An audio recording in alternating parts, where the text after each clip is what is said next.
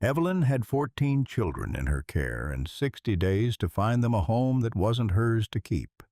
The orphanage had belonged to Walter Ames, a decent man, gone now, and his son had written 4 sentences and called the matter settled. A businessman wanted the property. A hotel, he said. The children would be distributed across the county like the word meant nothing.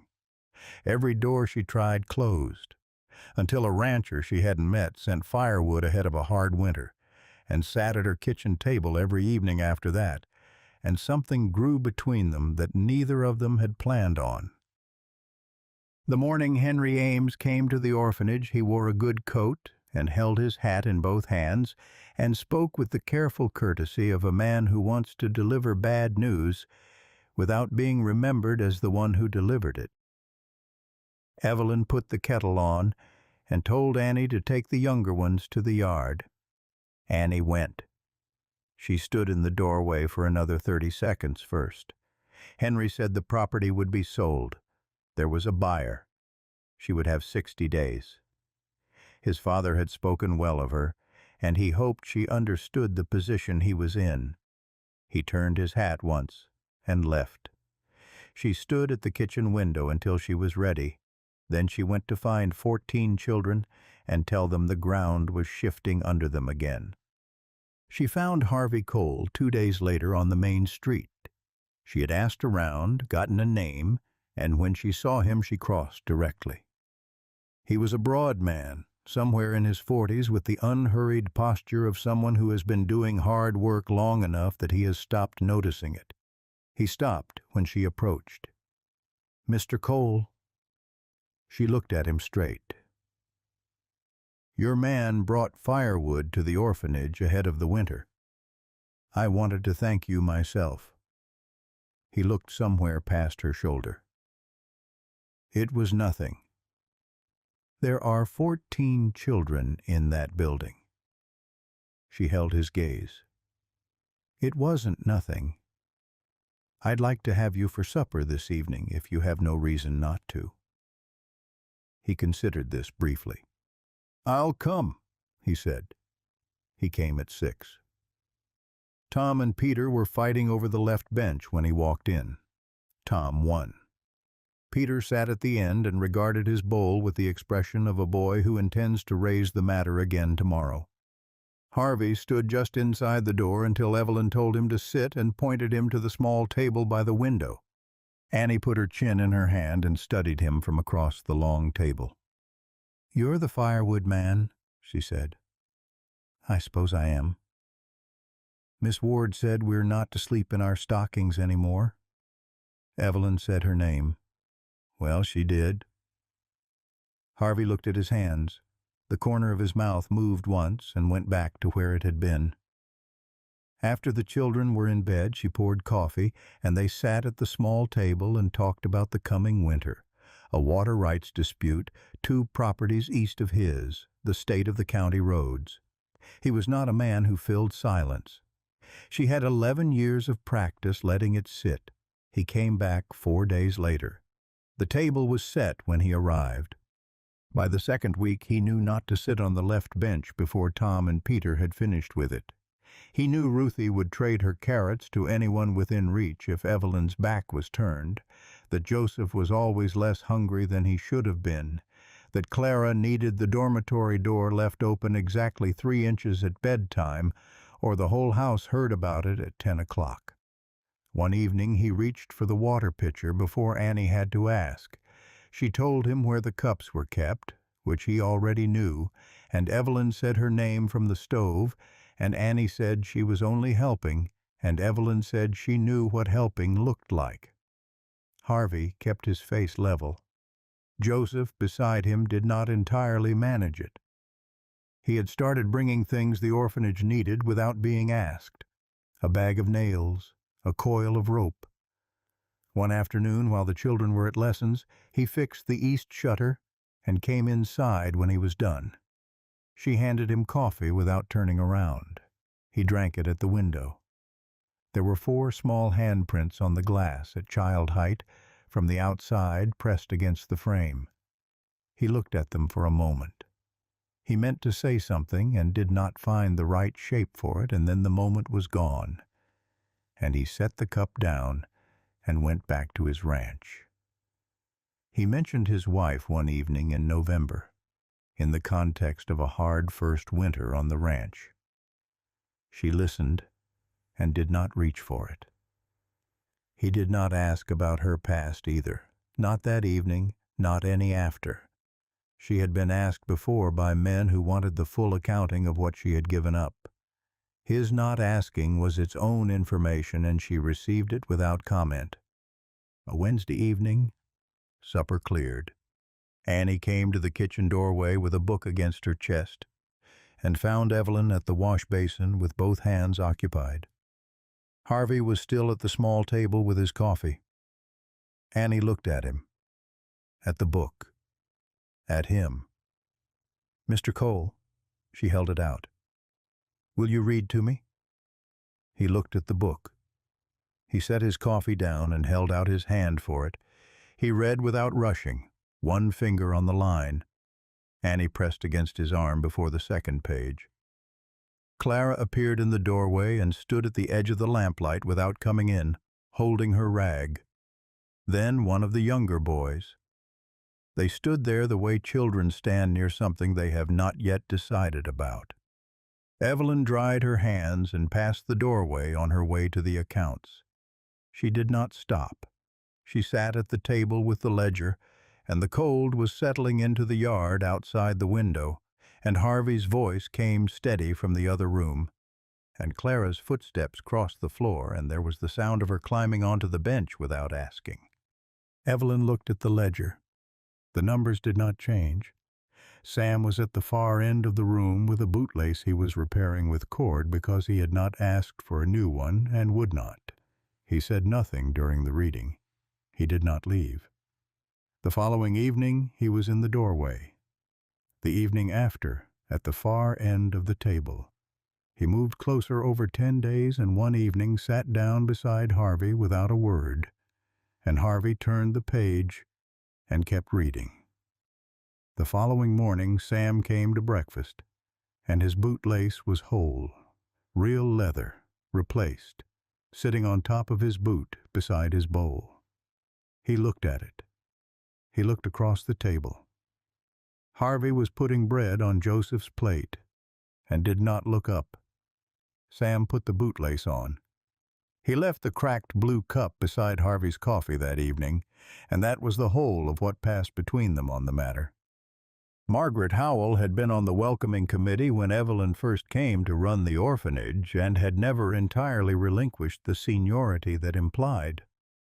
She arrived at the dry goods counter on a Friday with the manner of a woman performing a duty she finds regrettable but necessary. She said that people were talking, that an undefined arrangement had a way of defining itself in the public mind, that the children were at an impressionable age, that she would hate to see anyone's reputation suffer, Evelyn's or the children's or, she paused, Mr. Cole's. She said it with real warmth, which was the precise instrument of it. She left without buying anything. Evelyn counted out her coins and walked home. In the yard, Sam was trying to fix the gate hinge with a piece of wire that was not right for it. He had been at it for 20 minutes. She watched him work until the hinge held for long enough for him to test it, and then swung loose again. She went out. "Sam." He looked up. She held out her hand for the wire. He gave it to her, and she showed him the angle that would hold and gave it back, and he did it again, and this time it caught. He tested it twice. He went back inside without saying anything, and she stood at the gate in the cold for a moment before following. That evening, after the children were in bed, she told Harvey the orphanage's monthly numbers, what came in, what the children needed, the gap between them, the 2 donors who had stopped. She told him because it was practical, and because Margaret Howell's voice was still in the room with her, and she was not going to let it make her smaller. He listened. He asked one question about the county support arrangement. She answered it. "You've been running this on luck and stubbornness," he said. "Mostly stubbornness," she replied. He looked at his coffee. That tracks, he said, which was as close as he came to a smile on a serious subject. The letter from Henry Ames came on a Monday. Porter's offer had been accepted. The closing was scheduled in 30 days. She was to vacate by the end of that period. She was thanked for her years of service to the community. She told the children at supper that evening, plainly, without softening it to nothing. Annie's eyes went wide, and then immediately to Evelyn's face. Sam looked at the table. Joseph set down his bread. Tom and Peter were for once not fighting over anything. One of the younger ones asked what vacate meant. Evelyn said it meant they would need to find somewhere else to live. The younger one asked if that meant all of them together. She said she was working to make sure it did not come to that. She kept her voice level and her hands flat on the table. When supper was done, she sent them to bed and stood at the wash basin until the house was quiet. Harvey came the following night. She told him across the table. He listened and asked 2 questions about the timeline and drank his coffee. "I'm sorry," he said. She kept her hands around her cup. "There's still time." She wrote letters. She went to the council twice. She went to the church. The minister said he would pray on it. A merchant she had counted on looked at the floor when she raised it. The council said it was private property and outside their purview. Edwin Porter had money and a plan, and the quiet approval of men who measured a town's health by what it was becoming rather than what it already held.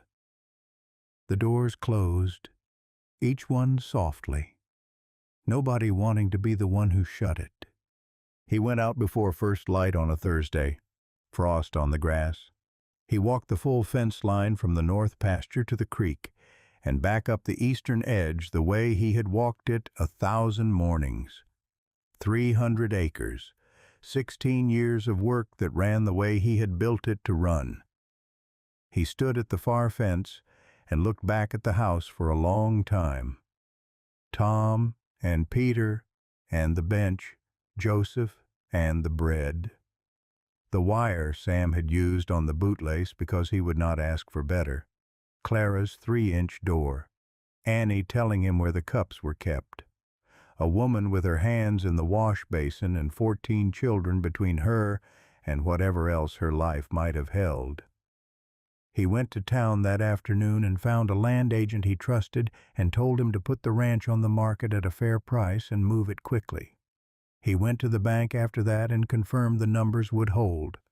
He told his 2 hands what was coming and gave them a month's wages ahead and said he was sorry and meant it. He did not go to Evelyn that evening. The closing was scheduled for a Saturday morning. The county clerk was present. Henry Ames, 2 council members. Porter arrived with his lawyer and the settled confidence of a man completing a formality.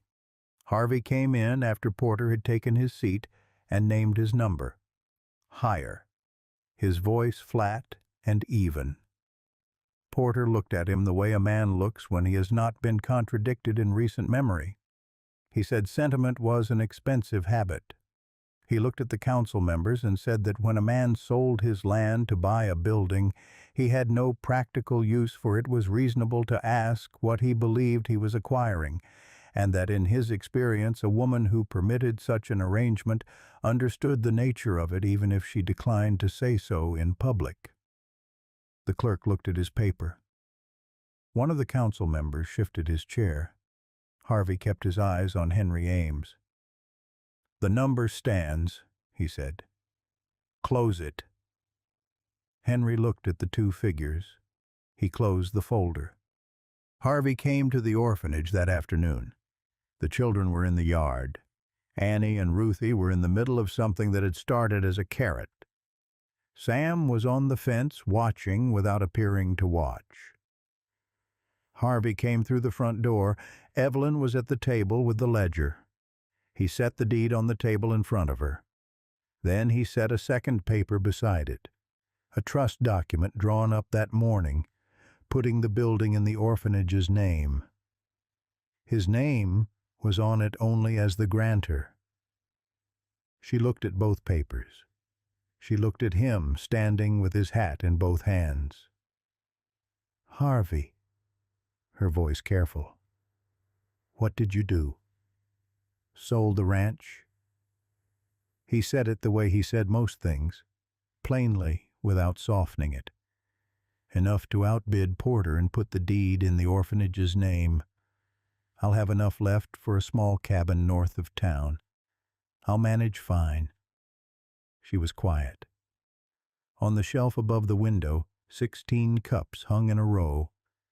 She had put the 16th up 3 weeks ago, and he had looked at it the first evening after and said nothing, and she had said nothing, and neither of them had raised it since. "There are 16 cups on that shelf," she said. He looked at the shelf. "There were 15 when you first came to supper." He looked at the 16th cup, then at her. She kept her eyes on the shelf. Outside, Annie's voice rose and Sam's dropped under it, and Annie was quieter. "A cabin north of town," she said. "That's a place for one person." "I know the number I used." She turned to face him, straight and level, the way she faced everything. "The children need you here." A beat, then quieter, the words costing her something to say plainly. "So do I." He held her gaze. Outside, the pump handle dropped with a hollow ring. "I can stay," he said slowly. "Not as a man passing through. Not as a convenience." He turned his hat once more. "I can stay as your husband, if you want me." She looked at this man who had walked a cold morning alone and done his numbers without telling her, and come to her without speeches or conditions, who had moved his elbow for a cracked blue cup and read 2 chapters when one was asked for, and stood in a room where Porter had said what he'd said and answered it with 4 words. "Yes," she said, quietly, completely, with nothing held back. His hand found hers on the table and closed around it. Outside, the yard was loud and cold and going gold in the late light, and neither of them moved for a moment. That evening, Harvey sat at the head of the table. Tom and Peter fought over the left bench. Tom won. Ruthie attempted a carrot trade, and Evelyn said her name once without looking up. Joseph gave half his bread to Clara, and Harvey put another piece on Joseph's plate without breaking stride, and Joseph looked at it and looked at Harvey's back and ate it. Harvey read after supper. Annie asked for a second chapter. Sam moved his chair closer without being invited, and Harvey made room without ceremony, the way he always had. Evelyn sat across the room with her mending.